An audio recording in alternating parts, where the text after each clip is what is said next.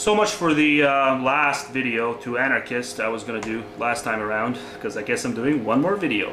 And from here on out, I'll just do written replies, because I'm not turning this channel into a non-stop anarchy debate. And if you think any of these replies I've been getting are doing any justice to what I've written about and what I've talked about, you're just, I just don't see how you're hearing what I'm saying. So, okay, I made the analogy between the market and democracy, because just like you have ignorant people partially shaping policy for you by voting in a democracy, you're also going to have people with abysmal taste shaping what services you have practical accessibility to. You know, we're not all using YouTube because we love its terms of service more than any other vlog site out there. No, we're here because we know that this is the only way to obtain some real views and be heard on the internet. So when people respond to me saying that in a democracy the majority forces you to do things that you otherwise would not want to do, whereas in a free market the majority has no such power, what I already wrote about, okay? The points I already raised in the blog just go over their heads. It's not a free choice in either scenario. And when you consider that I advocated participatory democracy for the cases in which the individual who wishes to opt out can demonstrate that he or she can avoid leeching off of the benefits of whatever democratic decision we're talking about here, when you consider that, it's even more lopsided, this entire debate. So let's go over the FDA example once again, since people are still not getting what I'm saying. So say we have people who don't want to be taxed the extra few dollars or pennies because they don't care if their food products are 100% safe. Okay? So instead of just being taxed, they would, as Jacob mentioned, they would rather just pay the extra 50% on a meal-by-meal basis whenever they feel like being sure that what they're eating is 100% safe and not poison. So it's for them to pay, but only when they themselves choose to do so. Okay, so say we quit taxing them for these specific services the FDA provides, and by the same token, you would have to make them exempt from being legally allowed to purchase any food product that has gone under the FDA radar. And if you're not okay with this either, because now you would be vastly limited to the range of products you have accessibility to, then you're not only saying that you should have the right to opt out, because at this point you're telling the people who do want their food products to continue going under the FDA radar, you're telling them that their separate agreed upon demand for this service is also a trampling of your rights, because the demand for the service just so happens to be much higher than the non-demand for it. Because if we're going to provide people with this opt-out method, you would have to agree that we would also have to come up with a way to ensure that those who are still being taxed for it, those who still want to be taxed for it, and those who are satisfied with the services, they should also they should be the only ones reaping the benefits of those services. And you can do that with some sort of a FDA type club card or such. So yeah, if there's anyone out there who actually wants this alternative, this pay-as-you-use sort of thing, I'm all for it. But if taxation is that much of a burden and they can demonstrate the ability to not use the services in question, by all means opt out.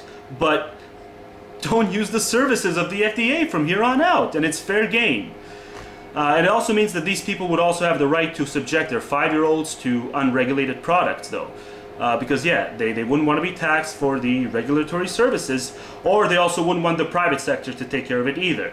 And that's also a scary thought. And don't come back at me here by giving me the standard bullshit of, oh, well, you know, another statist who thinks that only the government can provide this service. Because that completely misses the entire point and context of the debate so far. The debate is about people who want the freedom to not have to pay for any type of safety checking when it comes to their food products.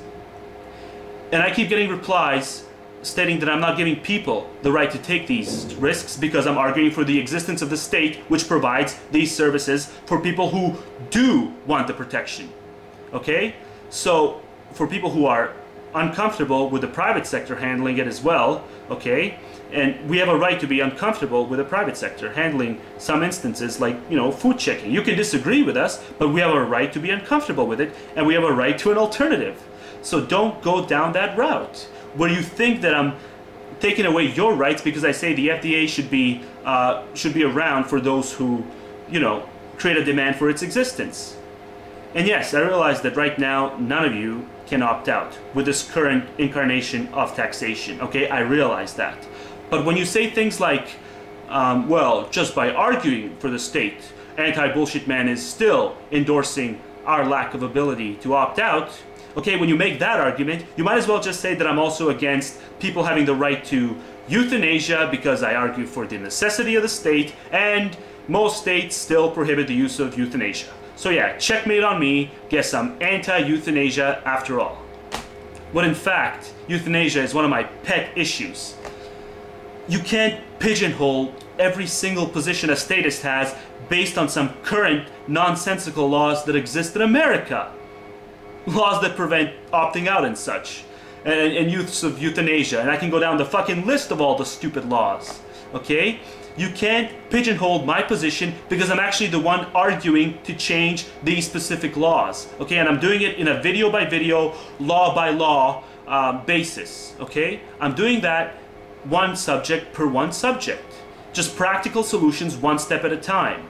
When you dedicate your entire channel to anarchy because you feel that real progress begins only when only when the head of the state monster is chopped off, because you feel that the current system is inherently flawed from the get-go. When you do that, yeah, sure, you're staying true to your foundation and to your principles, sure, but you're not being practical in terms of, insofar as putting yourself in a position where you can generate some hands-on change. Because I hate to break it to you, but the demand for anarchy as a solution is not going to skyrocket over your lifetime, no matter how many logical graph videos you put out every day with the state versus liberty or some other kind of crap. So yeah, instead of every single video having to be drenched with this smear of ultimate goal being anarchy, why not dedicate at least a few videos to making arguments for specific policy changes, without always making the policy argument in the context of anarchy as the ultimate goal? Yeah, you'd reach more people and you'd gain more support. And once you get some of them, once you get some of those people behind you in terms of specific policies, then you can start making them, start hitting them with the hard stuff, if you must. I mean, because I also have certain end goals myself, but I'm not going to be stupid enough to talk about them now, because I can tell that the political climate on YouTube is just so far to the right that I might as well, if I were to talk about some of the ultimate reforms I wanted to do, I might as well just talk to a brick wall. So I just sort of slowly am going to roll them into it. Because yeah, it's just impossible to talk about some rational reforms on a site like YouTube, because yeah, a lot of these people, they're red baiting like it's 1969. I mean, but yeah, okay, so the whole point was, before this whole fucking tangent, my whole point was that democracy can be participatory to an extent, okay? Whereas the market can give the illusion of a free choice. My choice to leave YouTube and upload videos on some other tumbleweed site where I'll get 4 clicks per fucking video. Okay, that choice is made out of the same kind of fluff as when you guys are told that you're not really forced to pay taxes because you have the choice of tax-free Somalia that you can go to, or some other kind of bullshit. Yeah, it's a choice, practically speaking. No one's putting up fences. The 51% majority is not putting up any fences around the US, forcing the 49% minority to stay. Okay, they're not doing that. So should the statists like me use this same kind of choice argument? I don't think so. The choice argument to me is a poor man's love it or leave it argument, which is exactly what I keep getting from the free market proselytizers every time I bitch about stuff like the lack of net neutrality regulation on the internet, which results in Google's bullshit indexing of the search engine. Yeah, I bitch about that, and I keep getting told that, well, no one's forcing you to use Google. Start your own damn website and regulate it any way you wish, and leave Google the fuck alone. I mean, it really is the free market version of a love it or leave it argument.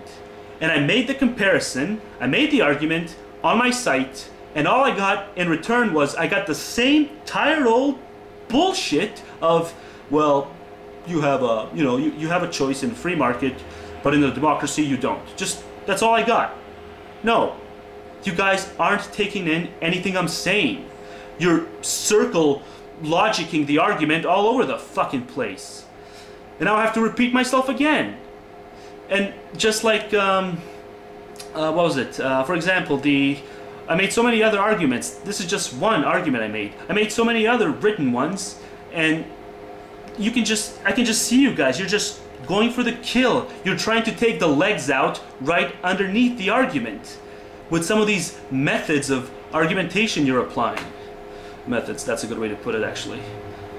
Take the inheritance argument. I said most rich people have always inherited wealth.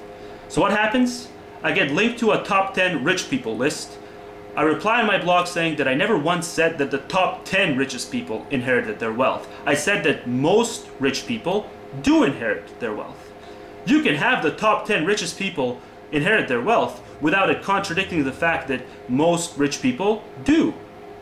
10 is not most. 10 is few. The rest of the wealth doesn't vanish into thin air with each generation just because the top 10 of the richest people today earn it without inheriting it. It doesn't mean that the rest of it just vanishes. It doesn't vanish within generations. It tends to grow larger and larger with each generation. Despite the fact that, a small percentage of it is taxed away tragically. Well, small or large percent, pretty much depending on who you ask. So it's clear what I was saying. And in the replies, it was suggested that I backtracked. No, I did not backtrack. What happened was, it was implied that I rejected the idea that the top 10 richest people didn't inherit their wealth, and that's all that happened. You're not going to find a quote of me saying that the top 10 richest people inherited their wealth. So enough already. Okay? These aren't rational counter-arguments. These are fucking goddamn damn near straw man. They are, in a way. They're weaselly type wigglings. I don't know what to call it. And that's not even getting into the idea of them being completely self-made. The billionaires being completely self-made. Which I'm not going to repeat the counter-arguments for here. And then there's the counter-arguments I got to my stiff penalties for driving while impaired argument. So the solution is that since all land would be privately owned, you can still be sued by the property owner for driving under the influence on his property. So that's the solution, apparently. But let's say a property owner wants to drive under the influence on his own property, and say he gives some of his buddies that same privilege, that would be fine. Because it's his property, he's the landowner, so the fact that there are hundreds of thousands of deaths, 40,000 deaths per year in the US alone, which are a result of driving under the influence, we can't use that as reason enough to apply preventative measures and to create stiff penalties for anyone, landlord or not, anyone who drives under the influence. So instead, let's turn this into a landlord's rights issue. No! Let's look at statistics and agree that deterrence, can prevent the fucking disaster before it happens, rather than forcing the, people to constantly be on the lookout for a landlord driver. When the renter is privileged enough to access the previously public, but now private land that belongs to the landlord. I mean, the renter's family can always sue over the accident, yeah, okay, but again, the renter was on private property at the time of the accident, so that does put somewhat of a damper in it. And again, fuck the suing crap. Prevent the deaths and the accidents before they happen. Don't sue them to get justice. I mean, it's just... And don't give me any of this crap about how stiff penalties do nothing in the way of creating deterrence. The only reason there are more crashes now with the stiff penalties intact than there were before is because of the obvious number of accidents obviously increasing when you have a rampant population increase in a 100-year span like we've had. It's got nothing to do with the fact that people don't actually care about, losing their licenses and being fined over driving drunk. No, this shit does create deterrence, and you have to take the population growth out of the equation when you're doing the, statistics show that there's more car accidents with the bullshit, with the penalties intact. No, it's got nothing to do with it. Correlation doesn't equal causation. And I'm going to be out of time again, so as always, I will make the rest of the arguments, which I didn't even really get to. This is not even tipping the fucking tip of the iceberg. So more on the blog as always, and we'll see where it goes from here.